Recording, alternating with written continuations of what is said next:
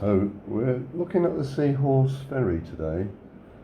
It goes from Sattahip down to Songkhla. Now that's about 15 and a half, 16 hours driving with no traffic. And that's a good way to go. On the ferry, it's 18 to 20 hours, depending, of course, on the tides and the wind, because that affects everything.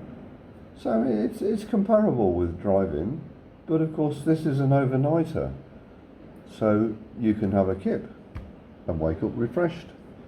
So now we're going up the escalator onto the decks, and we'll have a wander around and have a look, see what's what.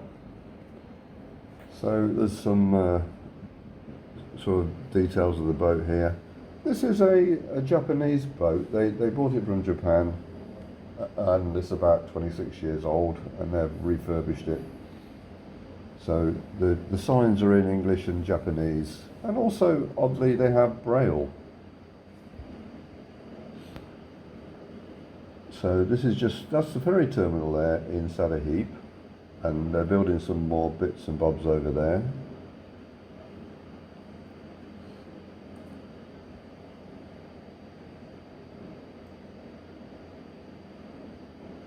So we're just going to sort of tootle around and have a look.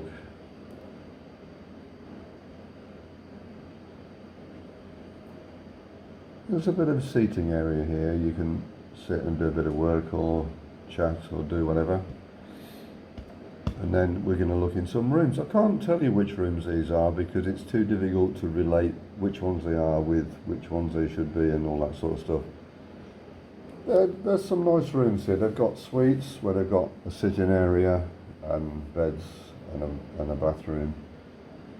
There's also just small rooms, and they also have some pods, which are basically just a hole in the wall and you clamber through onto a bed. Very Japanese style things, but they do the job. Okay, so the seats have been covered. Obviously it's a ship and it moves around, so it's probably good to have removable covers. And then we've got some, his and hers sink with the lavvy at the back with the bath.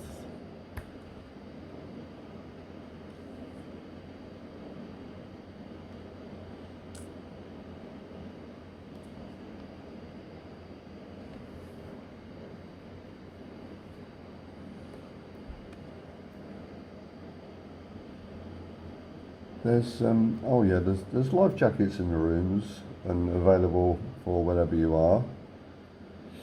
And if you want to go on this ferry, you have a look on their Facebook page. It's got details on there, and also there's a booking system where you can go on Messenger, because you have to give personal details to do a booking. You can't just like put it on Facebook and stuff.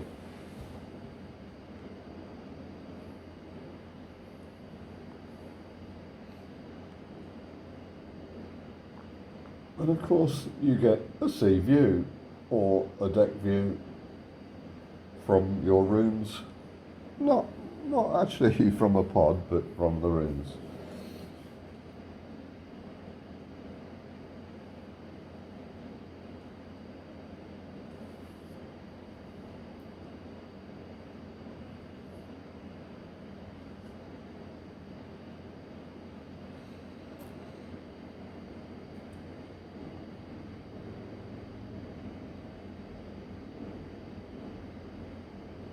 So yeah, this is a different room. Again, there's a different array of sizes of rooms, from couples to family rooms. Oh, they got a little collage here of all the bits and bobs they used to build the boat, including some carpets, some bits of wood and some steel work.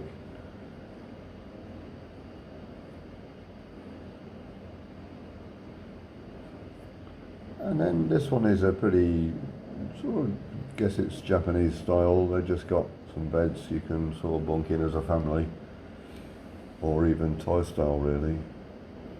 Okay, so we've got some seating areas, and then they have like reclining seats, like airplane seats. So you can, I think you can book these, and then at the back of there's some sort of open area where you could just sit down and stuff.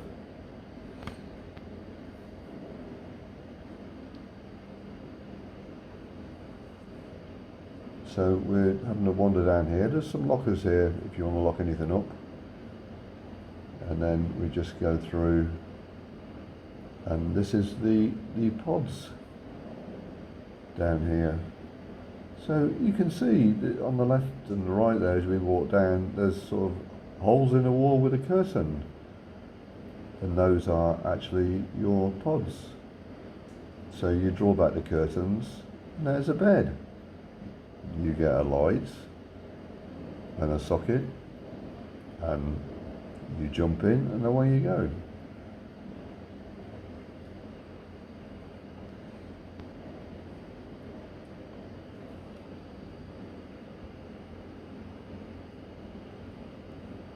So we'll have a quick peek in here.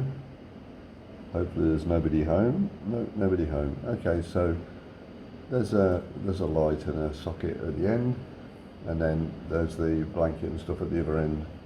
So you just jump in and away you go. Wake up tomorrow. Just the job. No sea view, of course, but then again, you know, who needs a sea view all the time? Okay, so this is the pets area.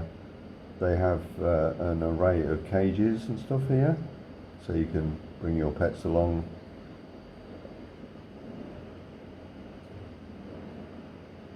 There's also a little outside deck area where you can take your pets for exercise, of course.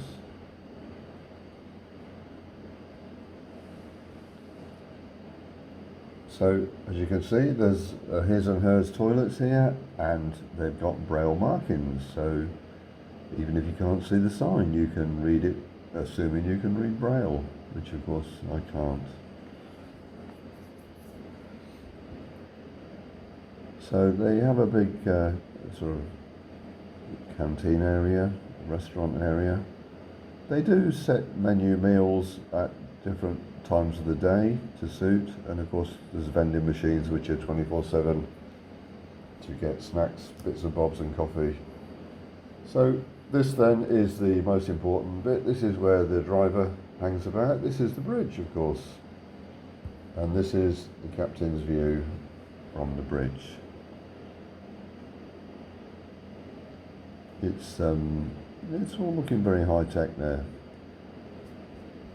Looks like it does a good job. They've got a variety of instruments there, radar and different stuff.